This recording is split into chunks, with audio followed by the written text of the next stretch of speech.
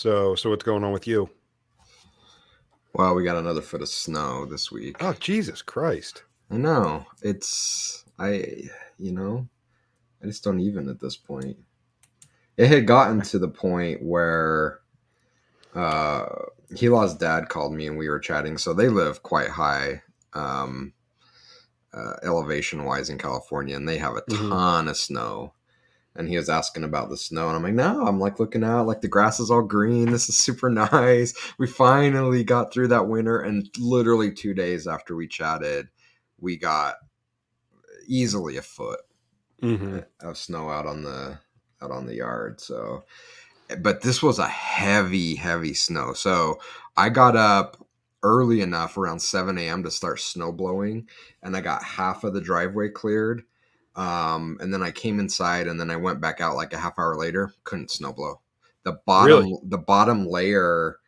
I don't know if it was because it was a fresh snow. The concrete had some residual heat or something in it, but the bottom layer turned to pure slush with about 10 inches of snow sitting on top of it, and it just clogged up the snow. Like it just like, Oh, it's like yeah. I'm like, all right, and it's still sitting out there. So I'm looking half the driveway clean and dry, half the driveway covered in snow. I'm like, I'm gonna let the sun melt it at this point. I'm done. Uh, we got no snow I know. I'm this seeing the year. pictures, and you posted the picture. I'm like, what's this green stuff on the ground? I'm seeing. Yeah. I'm not recognizing it. Yeah, we got no snow whatsoever this year. I think we had like a brief dusting at one point in December, and that That's not was normal, is it? I mean, I mean, like we definitely go through cycles here, at least as long I, as I I want can to. I want remember. to say I've seen more than one video of a Phillies game of people in the stands in snowball fights. Eagles games.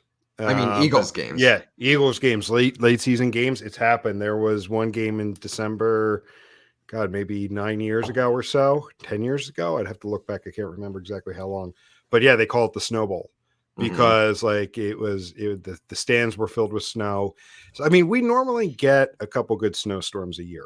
I mean, there we go through cycles though where it's more of a mild winter, and Okay. this has been one of them. But like there'll be a mild winter or two, and then we'll get walloped with a massive snowstorm. Okay. Just shows what I know. Like we think we know about the geography of our country, and I have no Mm-hmm. idea.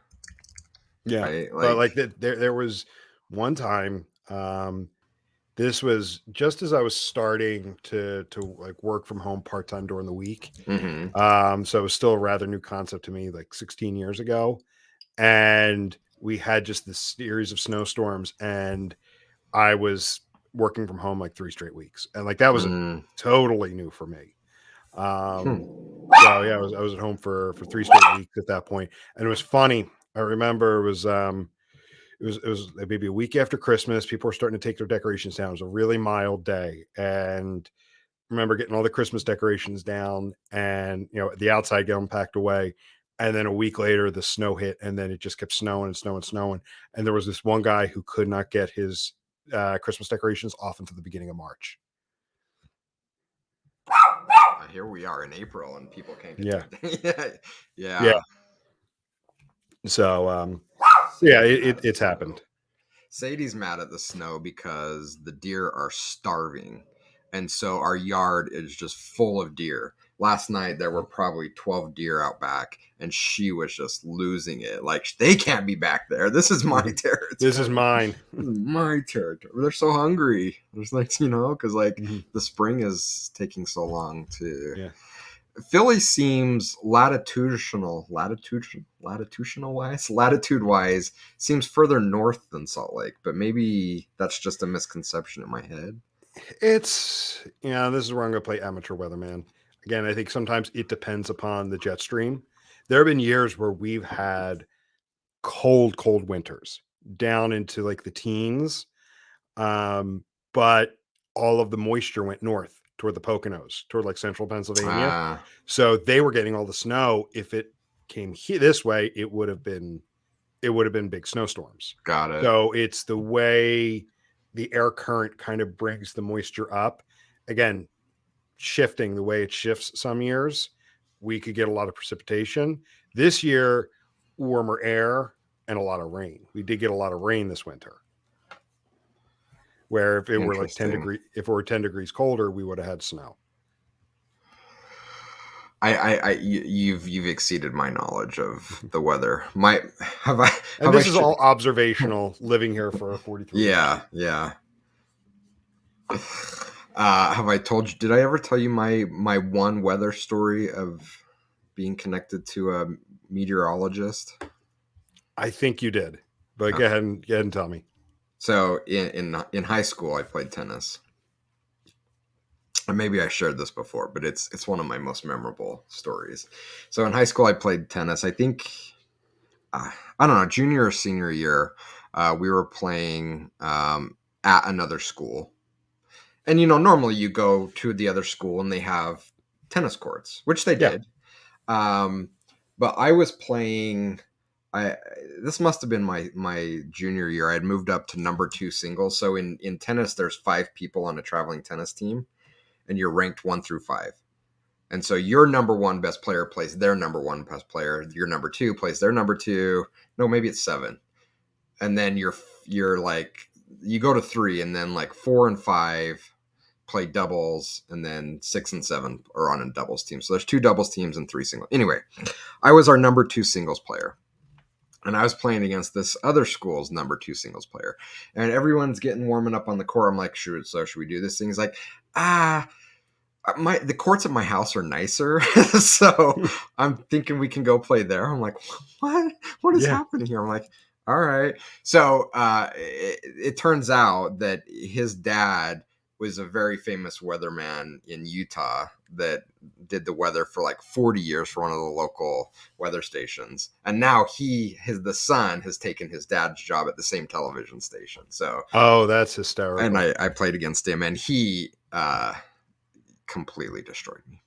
I'm gonna say it's because he had home court advantage, literally, Manage. but I think he was much better than me too. So he's like, "Yeah, the courts are nicer at my house." I'm like, "What?" I don't know. Like, I just play on the courts where the lines are all scrubbed off because our school doesn't have any money, so I'm Yeah, used to whatever. yeah. No, that's funny. Yeah. When I worked for the minor league baseball team when I was in college, that summer I became an amateur weatherman. Oh yeah, yeah, Just yeah. watching the weather, and that was a year where we had a lot of rain that summer. And we were constantly putting the tarp on or off, and me and a few others were constantly just sitting on weather.com. We got to like get used to think, we at least thought we could read the Doppler and say, okay, Yeah. this is not looking good. We should go out and put the tarp on now. No, no, no. People would be like, no, no, no, we're fine, we're fine. I'm like, I don't know. And then next, it's like a race out there to get it on before the rain started. Like I told you. Yeah. Oh man, those were the days, man. Yeah. Have you I'm guessing the answer is no. But there is a underground, very low budget documentary that was made, I don't know, over a decade ago. Called Playing for Peanuts. Have you heard of it? No. You should at least go to YouTube and watch some of the clips. So it's 10 episodes. This, again, super low budget documentary following a team in Georgia called the South Georgia Peanuts, Oh yeah, you told me led about by this. Wally Bachman. Yeah, he played for the Um, Phillies for a couple years. yeah, and he was with the Mets. Yeah. Anyway, if you're into minor league baseball, it is just an Uh, incredibly fun I'll make sure to watch. watch it this time. Yeah, I remember it now. I remember you mentioning it before yeah. and it fell off my radar. Every time I watch it, I'm like, oh man, I bet Jim's got some great stories that he hasn't even shared yet about the happenings within a small minor league baseball team. One more story and we'll get started on to our topic. Um, Again, it was a night. Most times we'd be putting the tarp on during the day. For some reason, it rained mostly during the day, and then we get the game in at night. There were a couple times though we had to put the tarp on in the middle of the game for an audience. And after this one game, we put the tarp on. Game ended up getting called. We're sitting up, me, a couple of the interns, my boss, were sitting up in the press box, and we're looking down. The rain had stopped, but there's this nice coat of water on the tarp. So we're looking Uh at each other, oh. Like, should we do this? We look at my boss, we look at each other. He looks over at us and he's like, take off anything sharp. He's like, don't get caught. I didn't tell you you could. and take off anything sharp, like belt. We had windbreakers on, so the zipper, Yeah. all that stuff. He goes, because if you rip that, that's a couple $1,000. Yeah. You're not And we getting did. We paid went for we the went out and season if did you slip rip and slide on the tarp. that. That's awesome. So That is awesome. yeah, it was a fun story. It was a fun summer. It was an interesting summer. Rain But delays, rain delays, and then I'll let you get onto your yeah, topic. So, growing up, I had season tickets to the rookie league team, which is like the level below A ball in Ogden, Utah, because my mom was a host family. So like these kids were making like $50 a week. They couldn't afford to live anywhere. And so like people in the area would host them and give them a room and food and whatnot. And in exchange, you got like a pack of family season tickets to the games.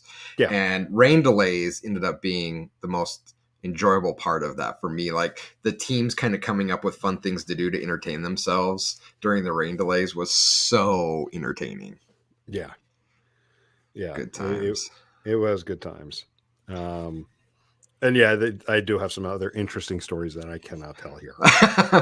We'll save that for the suite in Vegas when we have a Yeah, limited crowd. yeah. It's not gonna go on the record. Exactly. So, all right. So let's actually dig into our topic today. And I was trying to You're figure trying out to a good segue segue. there. Yeah, and I couldn't. So That's okay. let's just continue our theme that we've had going around vendors or outcomes. Um, the idea, are you focused on partnering with a specific vendor? Are you focusing on partnering with someone who's actually going to get you the outcomes that you want or need? So last week we spent some time talking about, um, does the agency you're partnering with have your best interest? So looking at it from the client side and evaluating who you're working with, and you can even extend that to technology partners, but do they have your best interest in mind? Yeah. This week I want to switch it up and look at it from the agency or technology vendor side of things. And I want to ask the question, are you putting your client in a better place, or are you just checking items off a list? Mm. Because, I mean, have you ever been a part of a project or initiative, and after it's over, you just feel as though like things are not improved or in a better condition? Yeah. Hold on. Okay. Good timing. All right, Luke.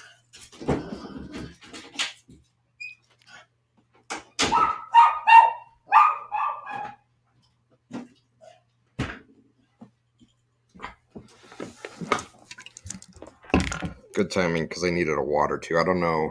I don't know what's going on with these beans, but this coffee that I made is so rich. I need some water. Okay, sorry. Re-ask your question.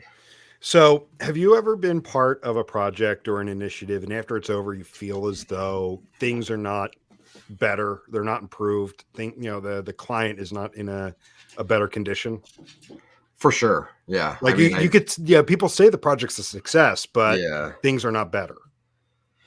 Yeah, and that's a tough one. And I've definitely had it throughout my career. And I know it's a tough one that we deal with current day. And to your point, most of the times, the client isn't even dissatisfied or doesn't even like, to them they feel like they've got something great. But it's something that, I think we've crossed that path many times because I've talked with the team.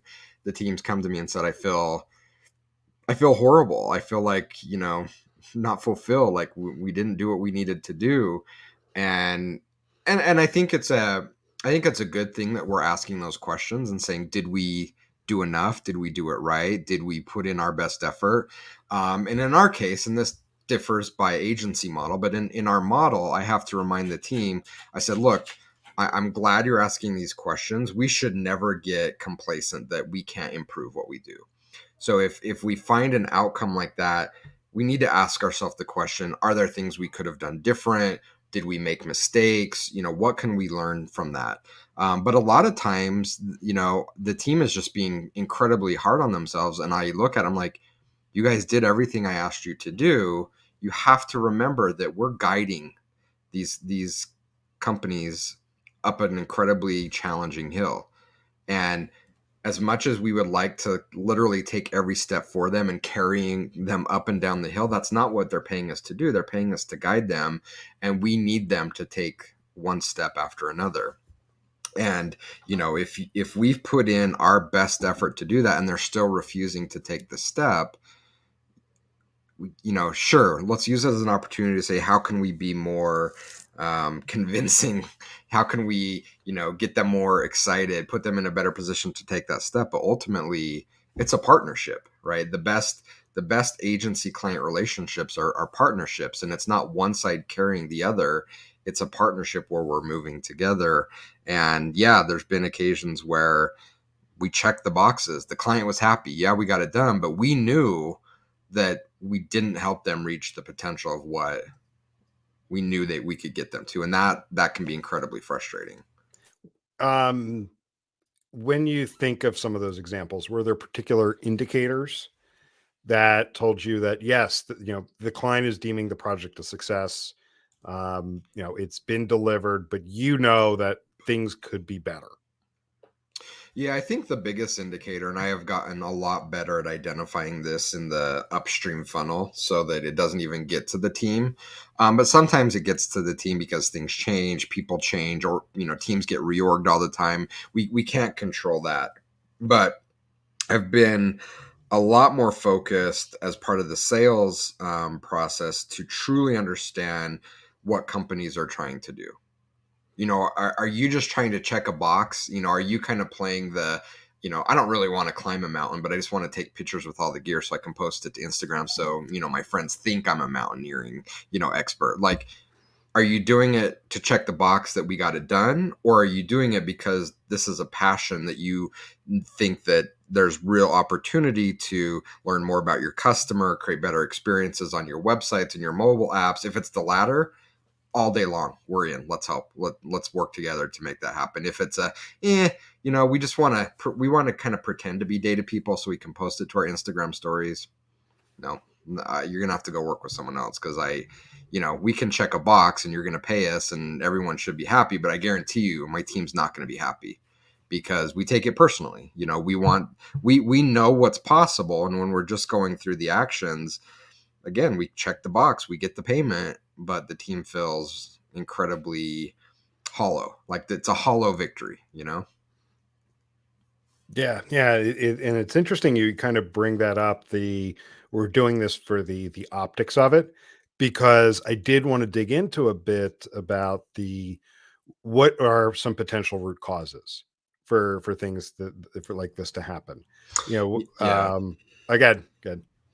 Yeah, no, I think there are a lot, but most the I think the overwhelming root cause where we see this happen is a team has been assigned to do this. They don't know why, they don't care. They've just been told to do it. So it's usually in organizations that have put limited budget into analytics, and they've just kind of thrown it at the wall to see which team it sticks on. It's like, okay, you're gonna deploy this and get this stood up. And usually the team that gets pointed to or volunteered for it, they don't really want to do it. They don't know why they're doing it. They've just been assigned to do it. And so again, to check the box, so I get my job done, so I get a good job review, so I get a bonus.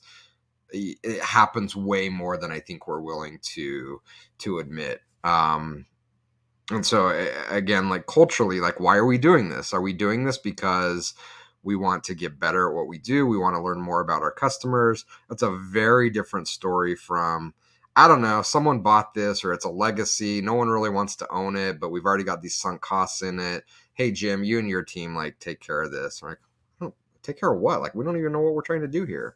And so again, it's a lot of it is going through the motions for the optics of, well, I was asked to do it, so we did it. you know and I've had prospects that have been pretty blunt in that conversation. They said, hey, we just need you to come in and migrate us to GA4. And I'm like, great, well, how are you gonna, we don't care, but our boss is like really bugging us, we need to get this done. We don't even really use it.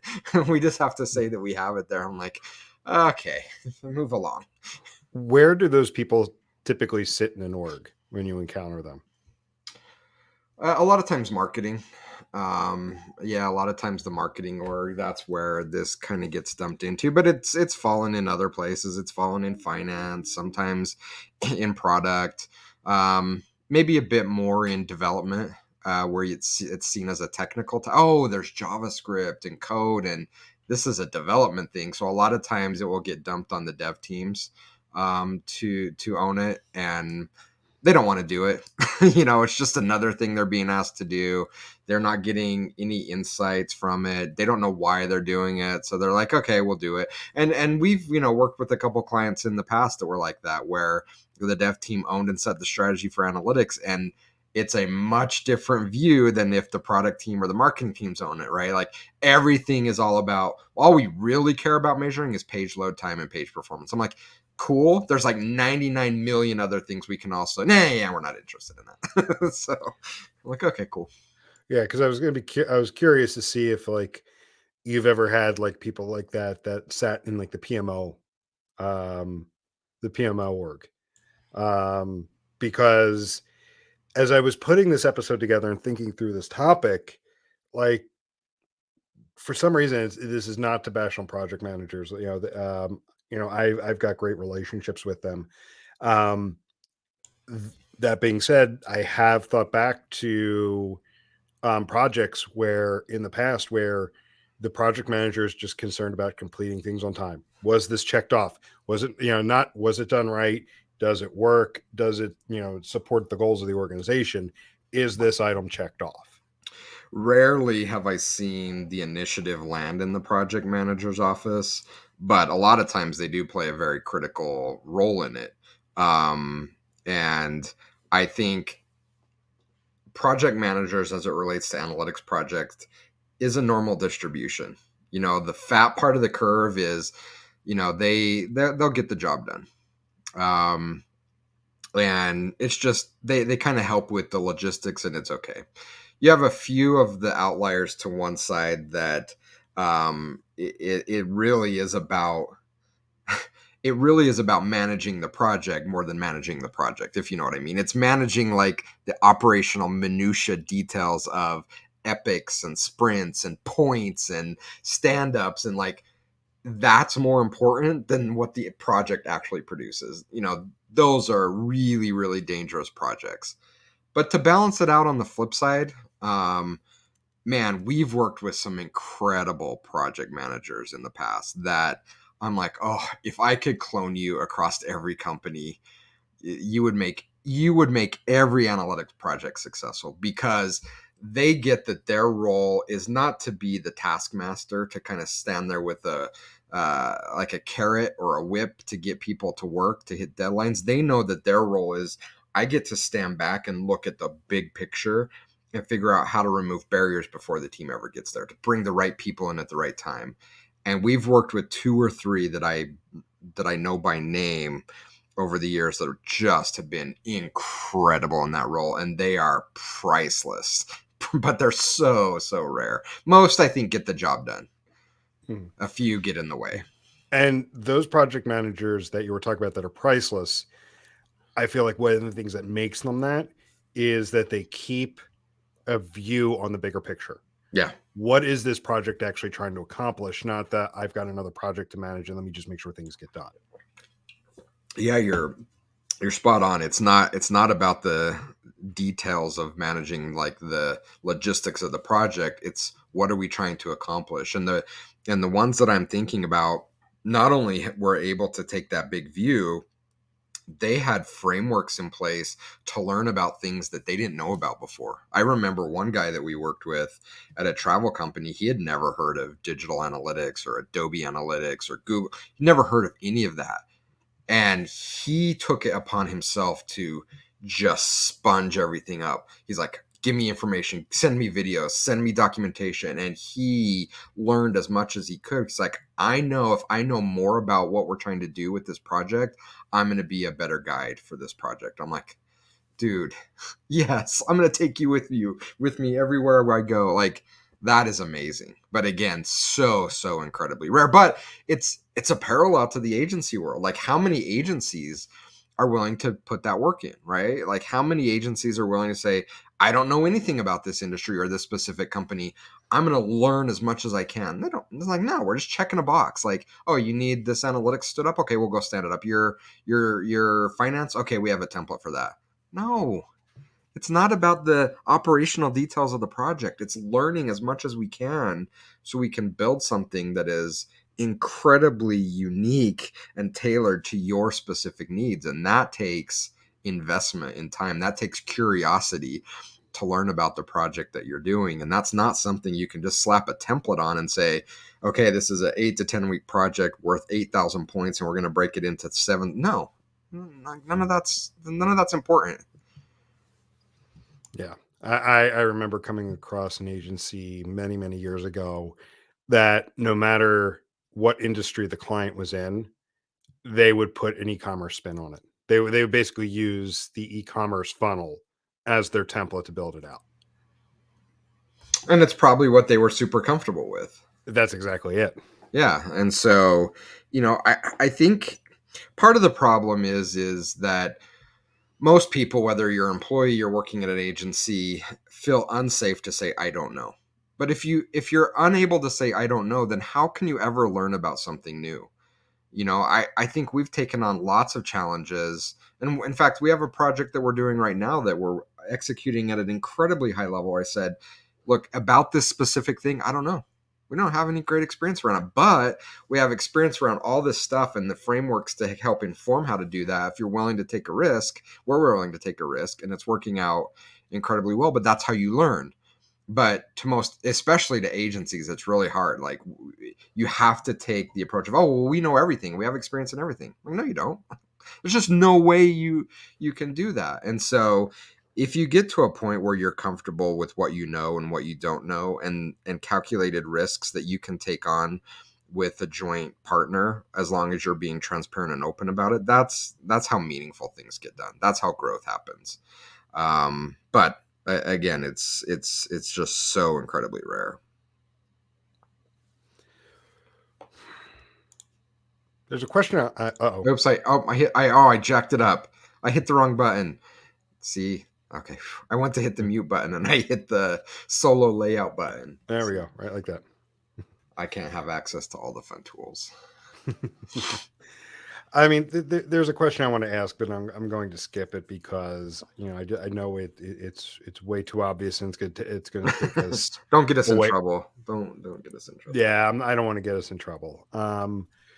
So other than saying I don't know and trying to learn, what are some ways that you see or certain steps someone can take to make sure that the project that they're working on is not only successful in the eyes of maybe those that need to keep an eye on a checklist and make sure things hit a certain schedule, but that also do result in greater value for a client?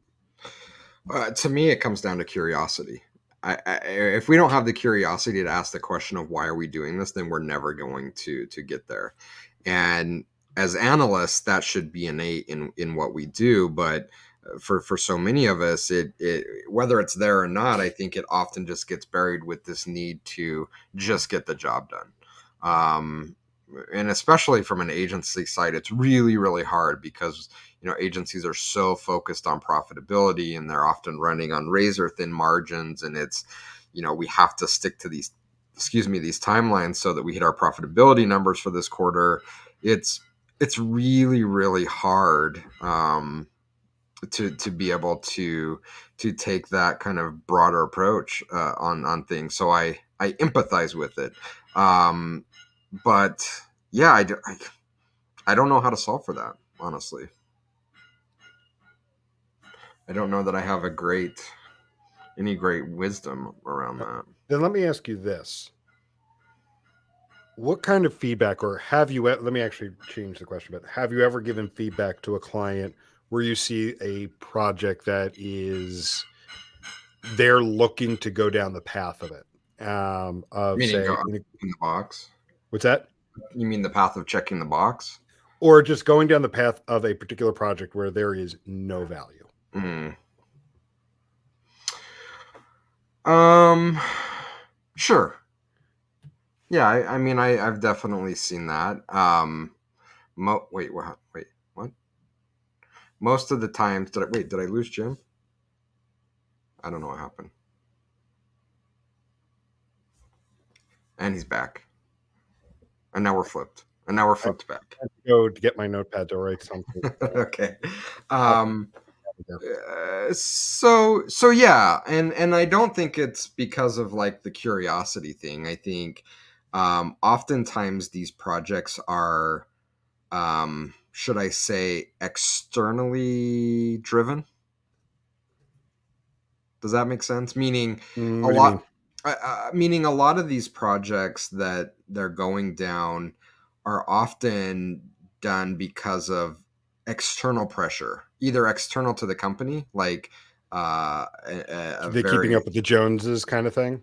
keeping up with the Joneses. Oh, our competitors are doing this. Oh, sales rep at vendor, X is pushing this really hard. So a lot of that like external pressure happening, and sometimes it's an internal pressure, from another team that may have some sort of dominance over the team, saying, "Hey, we have to do this." We've had those conversations with companies where I've asked, "Why are you doing this?" And they said, "I don't know, but I so and so business unit or so and so's making us do this, and honestly, we're just tired of getting yelled at." This is almost an exact quote. I am so tired of them yelling at me to do it that I'm just going to do it because I don't want to get yelled at anymore. Like, oh, okay, that's I guess a good reason to prioritize a project. But yeah, I think a lot of times it's not that the analytics or martech teams are going down a path that they haven't vetted out very well, or haven't had the curiosity to say, why are we doing this? It's typically they feel almost in no-win situations, because they're getting this pressure, or they're kind of getting pressure from a sales rep, and they're just like, they finally break down. I'm like, all right, we'll do it. Because I've seen it. I've seen how like thirsty these sales orgs can be, and how over time they can literally break down your willpower. And you get to the point where like, I don't want to do this, but you know what? I'll just say yes, so you'll go away. you know so that's kind of typically these projects where they're going down this path where we sometimes have to be, I don't know if it's the bad guy, but we have to be the one sometimes to put up the stop sign, or maybe the yield sign, to say, wait a minute, let's slow down a little bit and ask why we're doing this. So Yeah. Yeah, I had a client recently ask me, like, what's the deal with server side? I'll do my terrible Jerry Seinfeld impression. What's the what's the deal deal? with Server server side. side? No, they actually You asked me still need a client cookie. You still have a browser. Am I right, people? that. That's actually better. Yeah, that was actually really good. Thanks. But they did. They asked me, what my thoughts were, because again, they were seeing, you know, um, their competitors potentially going down this path. They're hearing from their technology partners that they have to do it. And I like how you gave the image of, putting up the yield side. I said, my thing was, is I was like, use caution. I said, don't rush into it. I said, if someone's coming to you and saying that you're one of the last ones to do this, you're going to be left behind. I Oh said, that's a, no. yeah, no, I told them, I said, if you're being pressed by somebody outside the organization to do it, most likely it's a high pressure sales tactic. Yeah. If you were to put together a project to try to get it, get everything fully server side, I said, you would be in such a small minority of people that have actually been able to accomplish it. Yeah. I said, my advice to them was to evaluate it. Take time to evaluate it. And I told them it's not quite perfected. So I said, you're going to be on the cutting edge. It's not quite perfected, and you might go through a lot of pain to get some of like the server side marketing technology up. So I was like, evaluate it. Don't just jump in and say, let's do it. Yeah, it's we shouldn't be treating it as such transactional moments where it's like, oh, we're evaluating this one commodity versus, no, like these decisions have lasting impacts, and we've seen with some companies that last decades. These are not just isolated these are big decisions. And if anyone is pushing you to make a rush decision of, sale ends now, there's a vendor that I'm not going to call out by name that did this via an email campaign that literally had the clock in the email that said, you have 7 hours left to do this. If you don't do it, I'm like, whoa, like these are huge decisions. You're really going to put up the countdown timer on these companies? Like, this is awful, awful. And so But if they wouldn't do it if it didn't work. it works, but it's horrible. It creates horrible Yeah. outcomes. Like, yeah, I mean, it works, I guess, in the short term, but the long term, it's left to be seen what damage they've done, and if they're able to, recover from that, because it's awful. Like, these are big decisions, and we not that we should sit around and get an analysis paralysis, but these aren't decisions that we should be forced to make at like 8 o'clock before the store closes at 8:30. Like, no way. So if we're finding ourselves in those situations, it's better to walk away. It's better to walk away Mm. and pay more, right? I think I shared the story of when I went to buy a piano, where Yep. they gave me that line. It's like, well, the store closes in like 30 minutes and then the sale's over. I'm like, I'm going to walk across the street to your competitor and pay a few $1,000s more for this piano out of spite, because I am not going to, I'm not going to put up with that. I'm not going to be rushed into a major decision for an amazing instrument that's going to sit in my house for 40 years. Yeah. But people absolutely fall for All it, the time. That's why it's done. It and works. especially if they get in with the wrong department. Like if you like I have seen marketing technology vendors try to get into the product team, the product owners. Hmm. And for me the one particular example I can think of was And shame on them, they by the way. Go, because go they ahead. they could shovel bullshit. Yeah. And the product team and this was an incredibly smart product team, but because their focus was not necessarily this technology, um, they were circumventing people that knew more about the technology specifically and could call them on it. And I swear they went after the product team intentionally. So let's go back to the title of this episode. Are you putting your clients in a better place? If you're a technology vendor and your sales tactic is to sow discontent between teams within an organization you're pitching to, you're not putting your client in a better place. You're putting them in a worse place. And yeah, I've seen it. I've seen it where marketing teams have been the focus, where vendors go in, they attach to the marketing team, and they are undercutting the in-house analytics team, throwing them under the bus, making them mistrusted, and it's awful. It's awful. And so, whether you're an agency, whether you're a consultant, whether you're an industry guru, a vendor, if you're undermining other teams in the organization in order to position your product or services, you are absolutely not putting your client in a better place. There are better ways to sell than trying to undermine other teams in order to push your product or services. Yeah. And I'll go back to what I said last week in our last episode. Absolutely call me naive. But I think it's simple. It's the simplicity factor here.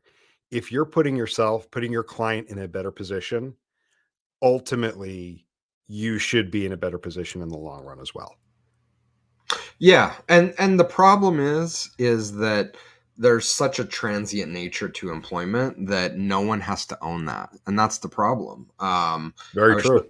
I was just talking to a prospect this morning where they were asking about the stability of the project team we would build for them, and I'm like, I can't guarantee you anything, but I can show you our track record of having an incredibly low turnover rate and stability within our company. And because of that, we are going to take a long term vested interest, because we're going to be tied to you for as long as we have a partnership, for years. Like, many of our clients have been with us 5, 6, 7 years. And so we have to own that over the long term. But at most agencies, at most product companies, the person doing the selling, even the person doing the consulting, isn't going to be there 18 months, 12 months. And so it doesn't matter. Like they're going to make a decision and they don't have to live with it because they're going to bounce and it's going to be on someone else's shoulders that takes over that account when they leave. And so whether I'm selling or whether I'm offering consulting, if I know I'm not going to be in this job long term, I'm not as concerned about the long term decision I'm making. So I'm just doing things in the short term that get me what I need. And it's unfortunate. And I'm not saying that everyone's like this. I definitely think there are agencies and product companies that are absolutely like this culturally. But even within those companies, you have outliers that are like, I'm not going to do this. I care too much for these companies. I'm going to get, but again, they're so few and far between, and that's why we hear stories like this of, oh, we had this great consultant over at Agency Y, and they were amazing. We really loved it, and then they moved on, and we got another consultant, and it just sucked. I'm like, well, you somehow like rolled the perfect roll when you got that consultant because that happens. But you're gonna roll the dice 100 more times and it's gonna come up bad 100 more times because there's only one out of 100, and you got that one very luckily. So that's why looking for consistency, like looking for long tenure in employees. I can't remember. Was it on someone asked me like, what question would you ask if you were interviewing an Yeah, it was agent a here? couple episodes ago. Right. I'm like, I would ask about tenure because that tenure is going to tell me a lot about what I need to know about your strategy. Are you going to take a future backwards approach with me, or are you going to take a quarter by quarter transactional approach with me? That's going to tell me a lot about what our relationship's going to look like. Yeah. So one last question, and we'll start to wrap it up.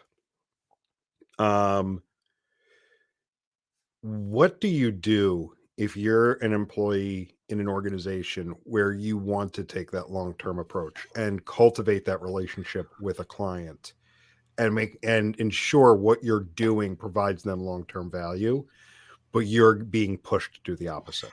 Do it at the same time you're looking for another job. You're not going to change the culture of the company, and I know this because I talked to so many consultants from so many different agencies that I'm sure if the executives and owners of those agencies knew, would be freaking out that their people were talking to me. But I talked to a lot of consultants, a lot of really good consultants, and they share that with me. They say, look, I'm taking the right approach, I'm doing the right thing, like I care about what I'm doing, but I'm not supported in doing that, and worse, I'm being told to stop doing that because it's not fitting our model. What do I do? And they want to stick with it. And kudos to them for wanting to change and shift the culture. But 100 times out of 100, they come back to me a year or 2 years later and say, I'm done. I'm burnt out. I feel completely used up. I'm like, I know, like I told you, but sometimes you just have to figure that out. So yeah, I mean, if you're in an agency or a vendor relationship on that side of the house and you really want to take a let's do right by the customer long term and you're being forced to do the opposite, keep doing what you know is right, but in the meantime also look for a job that's going to be a better fit for your way of doing work, because chances of you being able to change how these companies operate is pretty slim. Executives then. Let's focus on the executives of those organizations. Um, what advice would you give to those that have a desire or see that, you know what, things can be simpler than what they're being told they are? Everyone, we're always told that things are more complex than we think they are. And I'm going to go back to again to my comment, call me naive. If, that, looking out for my clients' long-term best interests won't also help me as well. Um, but we're told it's much more complex than that. We have to worry about billing rates and margins and all of these other things. Whereas if we service the clients well, everybody works. Everything works out in the long term. Um, say you have someone who's running an organization where they want to do that, but they're being pulled, whether it's external forces, other internal forces, to focus on. We need to worry about the short term and just getting things done, getting things checked off a list, whether they're actually moving the organization itself, the clients in a better direction. Yeah, I mean, my advice to executives is to seek out people, both full-time employees and expert external guides and partners that want to take a long-term approach of succeeding together, um, of truly working together to solve difficult problems and become stronger and better at what we do. Um, Otherwise, we're going to fall into this trap of just kind of checking the boxes.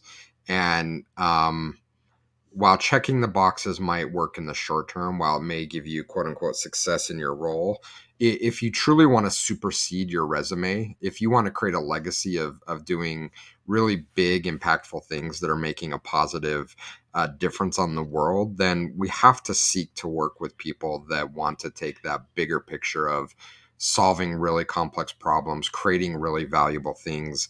And you can't do that by taking a short term approach. And people have asked me that question, like, well, what are your strategies for maximizing revenue and, your optimization of how your team works? And, I'm not going to share those details, but those aren't even the details that are important. That's not to say I don't think about them and I don't analyze them.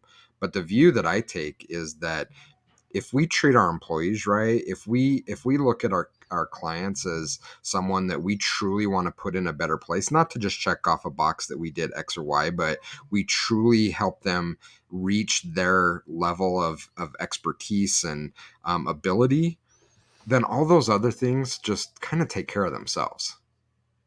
And again, not that we don't have to look at them or think about, we need to, whatever our role is, we should make the people around us more successful, and then everything else, the raises, the bonuses, the recognition, the revenue, that stuff just kind of has a way of taking care of itself.